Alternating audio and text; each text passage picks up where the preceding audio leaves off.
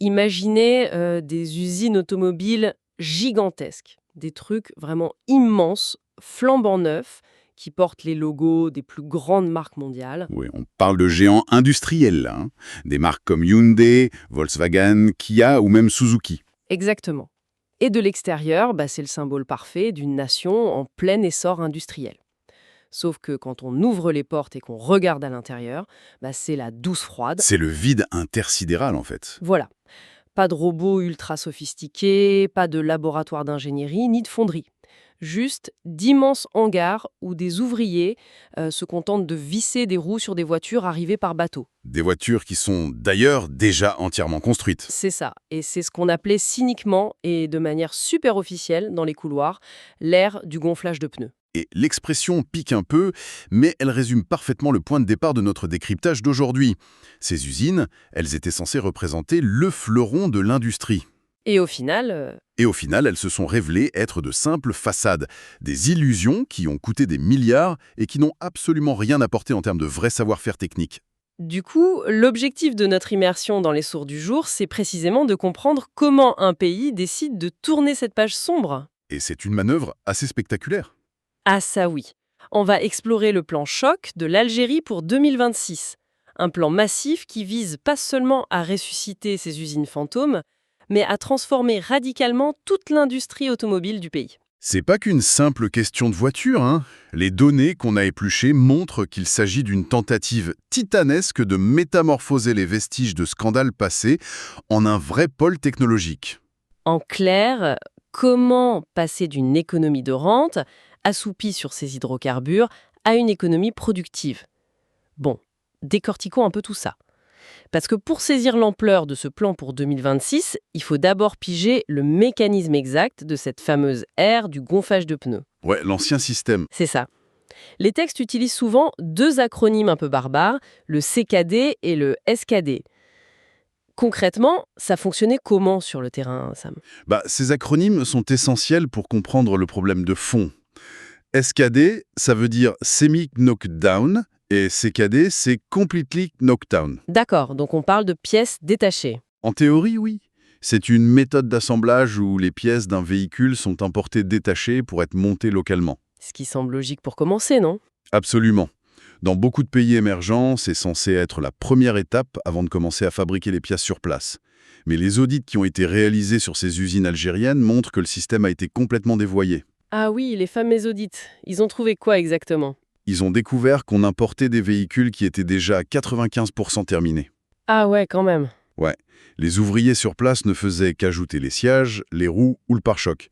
C'est ce qu'on appelle de l'assemblage primaire ou même, soyons honnêtes, de la simple manutention. Porte la grosse boîte, on l'ouvre, on assemble juste les 3 gros blocs principaux en suivant la notice de 5 pages, Et paf! et paf, une fois terminé, on se déclare fièrement grand fabricant de jouets.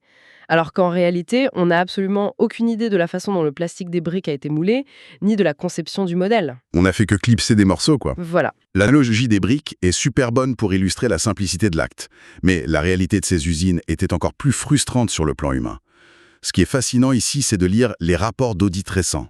Il parle des employés. Oui, ils confirment que ces usines géantes étaient de véritables coquilles vides sur le plan de la transmission du savoir. Imaginez la frustration des ingénieurs en mécanique ou des techniciens supérieurs algériens qui étaient embauchés là-bas. Bah oui, ils sortaient d'université avec des bagages techniques super solides. Et ils étaient relégués à superviser des tâches d'exécution basiques. Il n'y avait aucun département de recherche, aucune perspective d'optimisation des chaînes, aucun transfert de technologie. Le savoir-faire restait bien au chaud en Asie ou en Europe. Totalement. C'était la propriété exclusive des maisons mères. Et c'est ce qui rend le contexte de notre analyse presque judiciaire, en fait. Parce que ces usines, elles n'ont pas fermé parce que les voitures se vendaient mal. Loin de là, le marché intérieur était extrêmement demandeur. C'est ça. Ces infrastructures ont été récupérées par l'État algérien suite à des procédures judiciaires définitives. Des affaires liées à la corruption de la décennie précédente. On parle carrément de confiscation d'avoirs. Des structures financées par des circuits opaques et des avantages fiscaux complètement indus. Du coup, le transfert de ces actifs vers le secteur public, c'est pas du tout une nationalisation idéologique classique. C'est une récupération légale qui force l'État à devenir du jour au lendemain propriétaire de hangars immenses mais technologiquement inertes. Et c'est une nuance cruciale.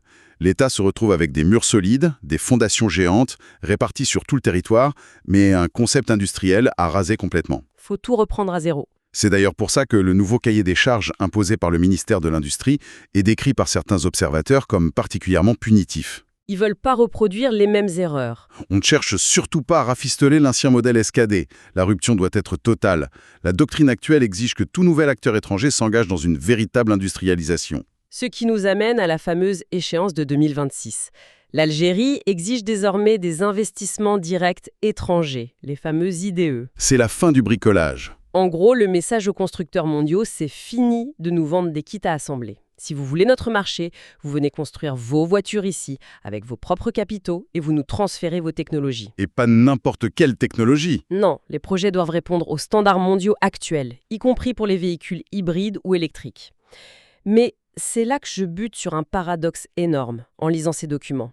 Je veux qu'on s'y arrête parce que ça me semble presque irréaliste. Je vous écoute.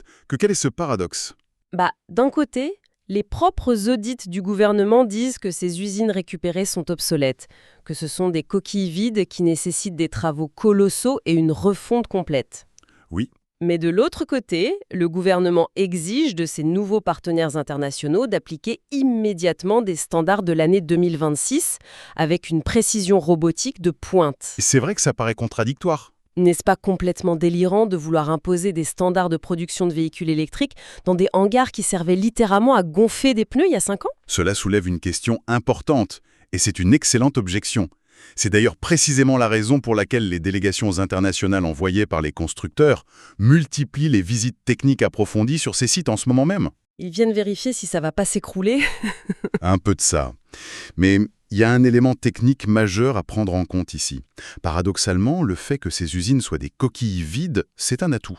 Attendez, un atout ? Comment ça ? Dans l'industrie lourde, c'est souvent beaucoup plus coûteux et complexe de démanteler une vieille chaîne de production des années 90. Avec les vieux câblages et tout ? Exactement. Les vieilles machines scellées au sol, ça coûte une fortune à enlever. Alors que d'arriver dans un hangar géant, solide, bien raccordé au réseau électrique, mais vide. Ah, je vois. C'est littéralement une page blanche en fait. Voilà. Les murs, la toiture, la logistique d'accès, tout ça coûte une fortune à construire, à partir de zéro. Les délégations viennent donc vérifier l'état des fondations. Et si c'est bon ? Une fois que la structure de base est validée, installer des bras robotisés de dernière génération ou déployer de nouveaux réseaux logiciels pour des plateformes de véhicules électriques est paradoxalement plus simple sur cette fameuse page blanche. D'accord, je comprends mieux. L'obsolescence ne concerne que le peu d'équipements qui s'y trouvent, pas le potentiel spatial de l'usine. Tout à fait. Donc on leur offre l'immobilier industriel, à charge pour eux d'y injecter le cerveau technologique. Mais si ces constructeurs internationaux investissent massivement pour installer des robots de haute précision, ils font face à un autre problème de taille. La chaîne d'approvisionnement. Exactement. Ils ne peuvent pas se permettre de faire venir chaque vis, chaque capteur ou chaque câble par bateau depuis la Corée du Sud ou l'Allemagne. Surtout aujourd'hui, la chaîne d'approvisionnement mondiale est trop fragile. Les coûts logistiques exploseraient. Ils vont donc avoir besoin de fournisseurs fiables à 10 km de leur usine. Et c'est là que réside le véritable cœur nucléaire de ce plan choc. L'usine d'assemblage final, c'est que la pointe de l'iceberg. Le gouvernement a imposé ce qu'on appelle des taux d'intégration progressifs. C'est un mécanisme légal très strict. C'est là que ça devient vraiment intéressant. Quand on parle de taux d'intégration, concrètement, ça veut dire que si un constructeur produit 100 voitures, un certain pourcentage des pièces de ces voitures doit impérativement avoir été fabriquées par des entreprises algériennes. C'est bien ça ? C'est exactement le principe. Au début, le taux exigé peut paraître modeste, mais il est programmé pour augmenter de manière drastique d'année en année. Et on parle pas de trucs faciles à faire, hein ? Ah non. On parle pas d'acheter les tapis de sol ou les essuie-glaces localement.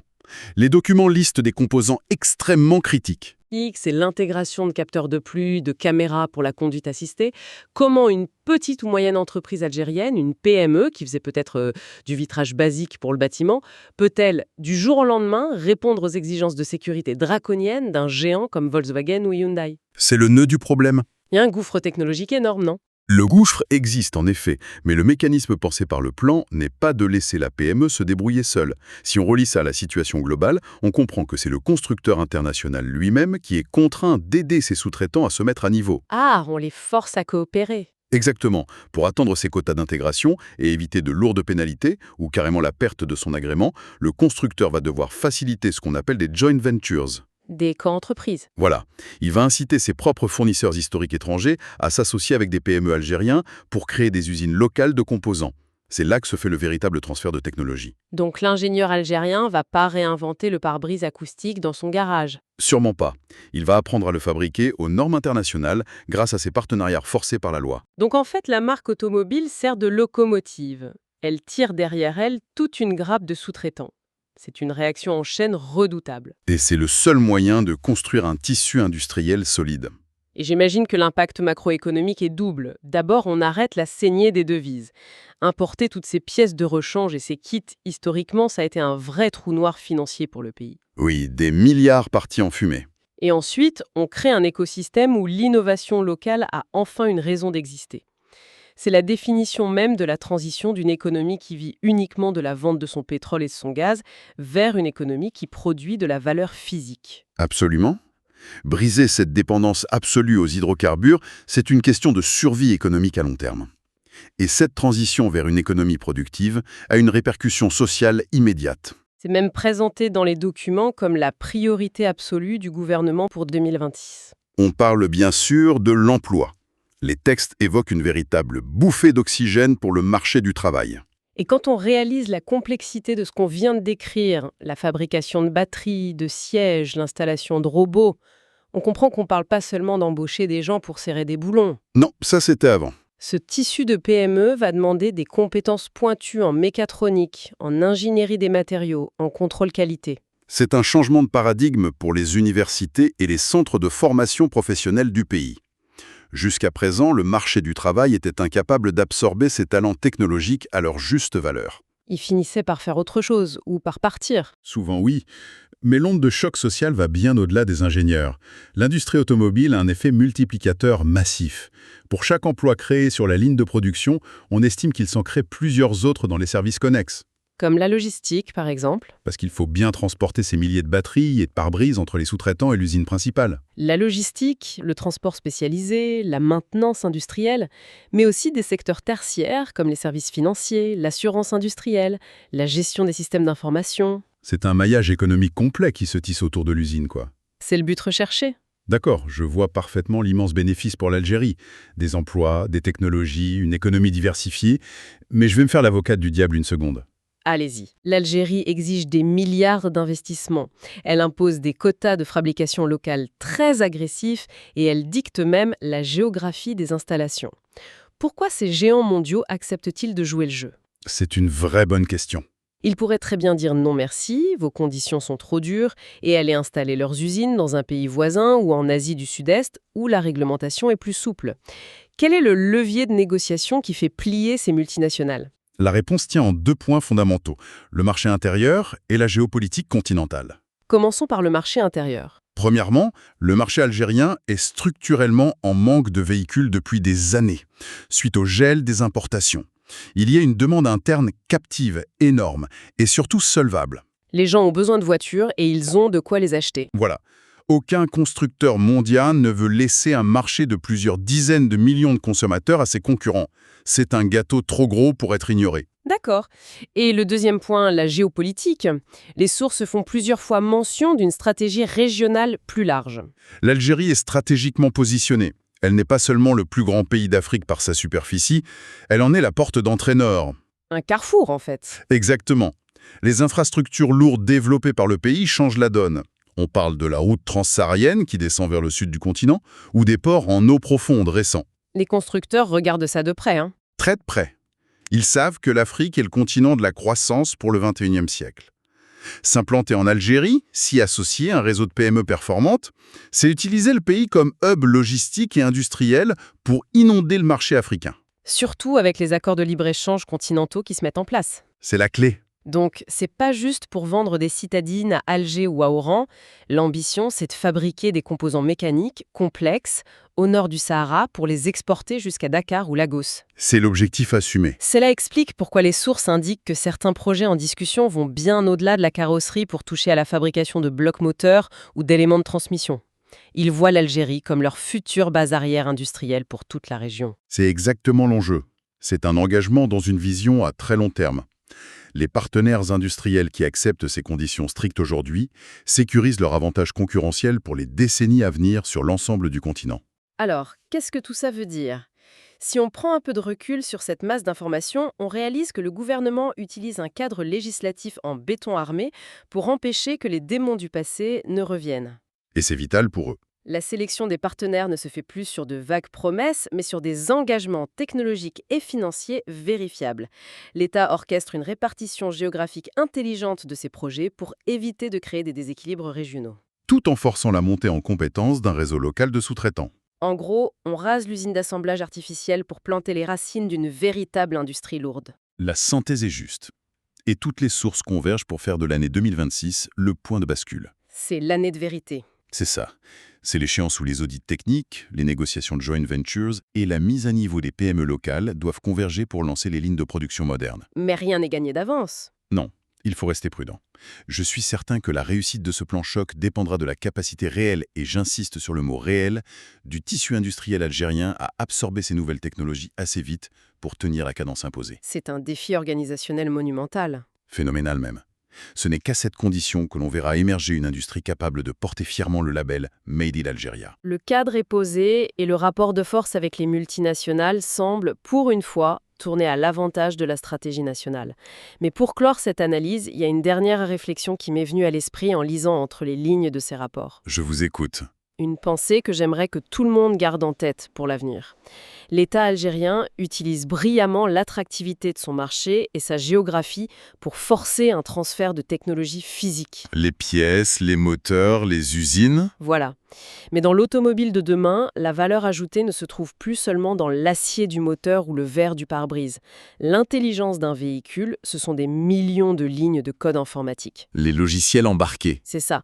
Ce sont les systèmes d'exploitation embarqués, les brevets sur la gestion thermique des batteries au lithium, les algorithmes de conduite autonome. C'est le nerf de la guerre actuelle.